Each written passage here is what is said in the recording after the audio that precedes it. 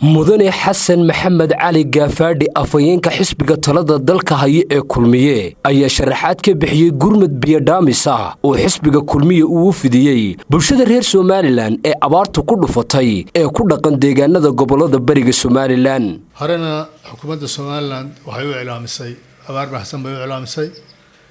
hadeertana waxa la hayaa waxyeeladii oo qodobaysan oo shaxaysan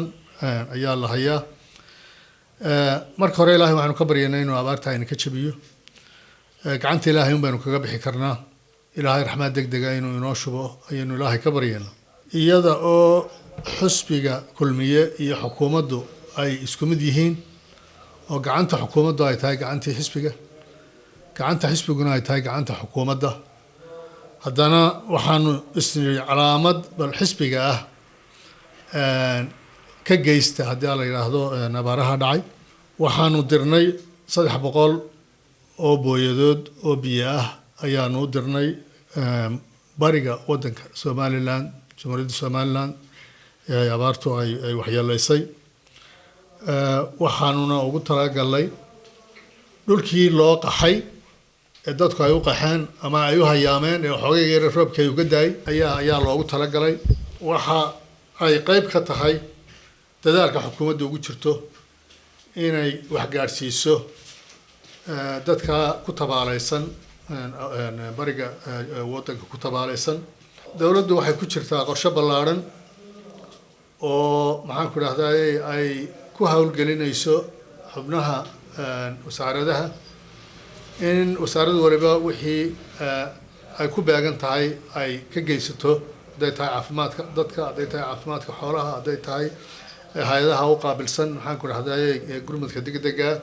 dawladdu waxa ay dadaalkeedu yahay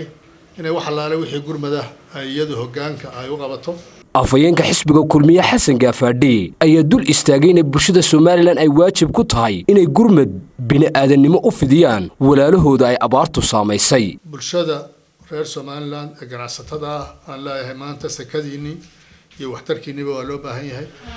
maalin ay sakadaasu ka wanaagsan tahay meel ay ku baxdo waa dadka ay abaaruhu haystaan ayaan waxaan soo jeedinayaa in ay maxaan ku raahdaa gacan midaysan ka geystaan wixii ay kari karayaan bulshada reer Somaliland ee dibadda ku nool waxaan fariintan hawada u maranayaa tahay in ay qof dadaal u sameeyaan qofkii reer la baxsan kara laba reer la baxsan kara in ay dadaal u sameeyaan waa in lagu talagalaa dadkaas haddii ay xoolo dhamaadaan in dadkaasu sidii ay u badbaadi lahaayeen in lagu talagalo bulshada caalamkana waxaan iyana aan soo jeedinayaa inay